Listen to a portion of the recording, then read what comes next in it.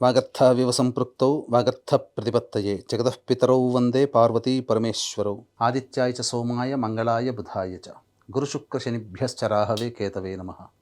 శృంగేరి జగద్గురు పీఠాధిపతులకి కంచి పీఠాధిపతులకి నమస్కారములు తెలియజేసుకుంటూ కార్యక్రమాన్ని ప్రారంభిద్దాం.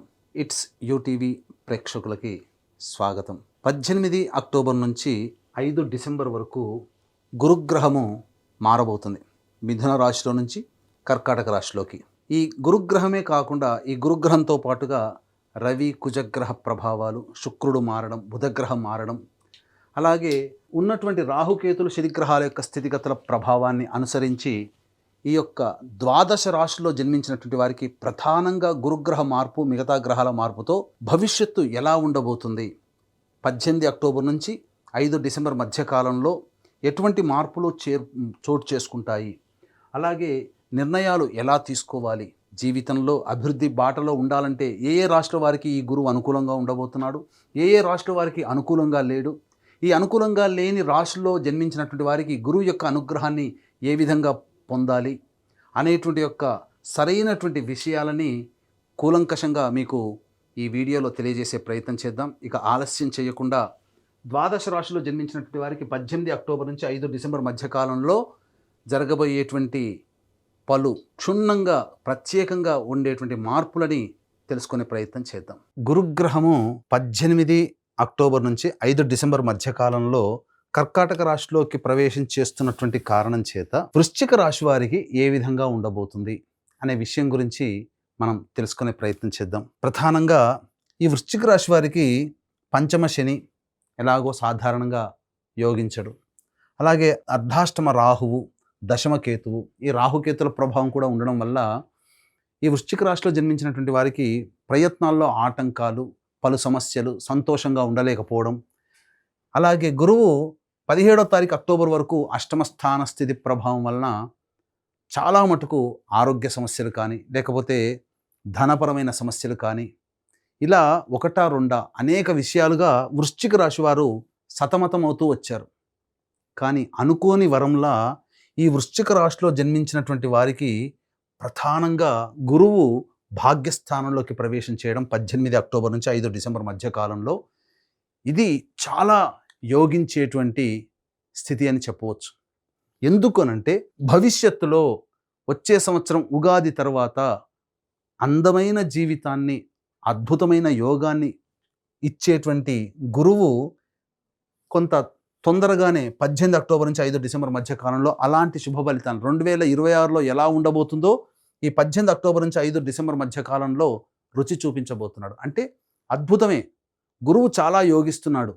ఎందుకనంటే ఇప్పటి వరకు ఏది కూడా ఆలోచనలకే పరిమితమైపోయి ఇంప్లిమెంటేషన్ జరగని కార్యక్రమాలన్నీ కూడా ఒక్కసారి గురువు రాగానే పనులు చకచకా మొదలు పెట్టేస్తూ ఉండడం, ఎందుకంటే అష్టమ గురువు కాస్త యోగిస్తూ ఉండడం, ఇది చాలా మార్పు మీ జీవితంలో, అంటే అనుకూలమైన సమయం మీకు ప్రారంభమైంది. ఇక విదేశీయానానికి వెళ్ళాలి, విదేశంలో చదువుకోవాలి, స్థిరపడాలి అనుకునేటువంటి వాళ్ళకందరికీ కూడా గురువు అనుకోని వరంలా యోగించబోతున్నాడు.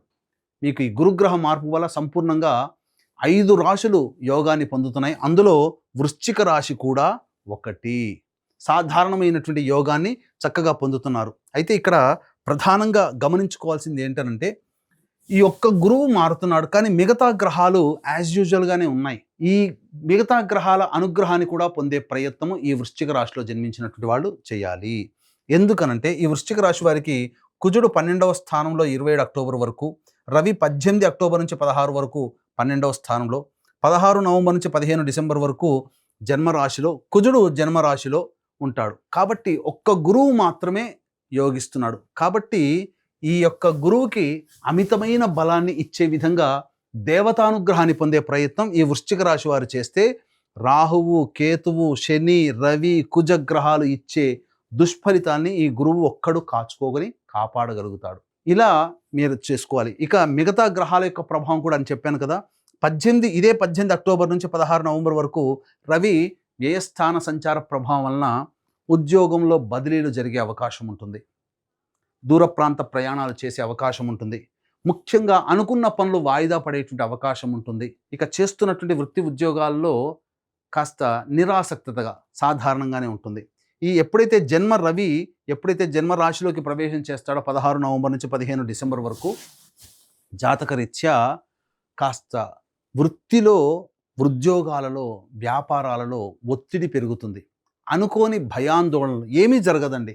కానీ అనవసరమైనటువంటి భయాందోళనలు, ఉద్యోగం నుంచి తీసేస్తారేమో, ఇలా రకరకాలుగా వ్యాపారము కుంటుబడిపోతుందేమో, మళ్ళీ ఇంకా ఈ వ్యాపారం చేయలేనేమో, వృత్తి ఏంటి, నేను నమ్ముకున్న వృత్తి, నా కళ నాకు యోగించట్లేదు అనే ఆలోచన ఈ 16 నవంబర్ నుంచి 15 డిసెంబర్ వరకు వస్తుంది. అలాగే అర్ధాష్టమ రాహువు, దశమ కేతువు పలు నిర్ణయాలన్నీ కూడా మార్చుకోగలగడానికి అవకాశం ఉంటుంది. కానీ ఈ గురువు ఒక్కడు మారినటువంటి కారణం చేత ఆత్మవిశ్వాసంతో ముందడుగు వేస్తూ మీరు గనక ప్రయత్నం గనక చేస్తే ఈ అన్ని ఇచ్చే గ్రహాలు ఇచ్చే దుష్ఫలితాలని ఈ గురువు ఒక్కడు కాపాడగలుగుతాడు. కాబట్టి ఈ గురువుకి ప్రాణం పోసే విధంగా మీరు ప్రయత్నాలు చేయాలి. అంటే దైవానుగ్రహాన్ని పొందే ప్రయత్నం తరచుగా ఈ వృశ్చిక రాశిలో జన్మించినటువంటి వాళ్ళు చేయాలి. మొన్ననే కదండి అర్ధాష్టమ శని ప్రభావము, మళ్ళీ ఇంతలోనే గురువు అష్టమంలోకి వచ్చాడు, మారుతున్నాడు అని అనుకునేసరికి మళ్ళీ ఇబ్బందికర పరిస్థితులు అనేటువంటివి కలుగుతున్నాయి. కాబట్టి ఎలా ఈ యొక్క గురుగ్రహం యొక్క అనుగ్రహాన్ని పొందే ప్రయత్నం చేయాలి అంటే ఎప్పుడు కూడా దైవానుగ్రహాన్ని పొందే ప్రయత్నం చేస్తూ ఉండాలి. దత్తాత్రేయ ఆరాధన, గురు చరిత్ర ఆరాధన ఇవన్నీ చేస్తూ ఉండాలి. ఇట్టి దైవానుగ్రహం అందరికీ, ఈ వృశ్చిక రాశిలో జన్మించినటువంటి వారికి అందరికీ అందించాలనే సదుద్దేశంతో ఈ 18 అక్టోబర్ నుంచి 5 డిసెంబర్ మధ్యకాలంలో 3 పర్వదినాలు అనేటువంటివి ఉన్నాయి.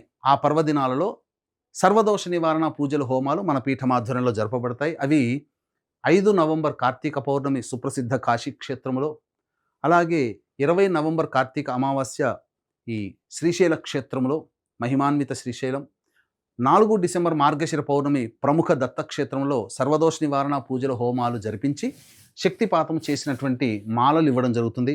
ఈ సమయంలో గ్రహాలకి అనుకూలంగా దైవానుగ్రహాన్ని ఇచ్చే విధంగా ఈ పరిహారాలు అన్నమాట. అవకాశం ఉంటే కార్యక్రమ తదనంతరం కాంటాక్ట్ చేసి మీ గోత్రనామాదులు నమోదు చేసుకోవచ్చు. ఇక ముఖ్యంగా విద్యార్థులు కష్టపడితే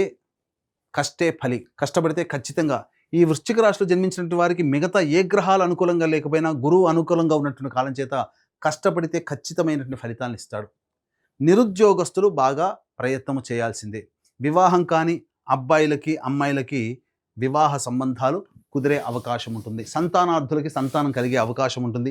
విదేశీయానం, విదేశీ విద్యకు చేయాలనుకునే వాళ్ళకి తప్పకుండా మీరు విదేశీయానం చేసే అవకాశం ఉంటుంది.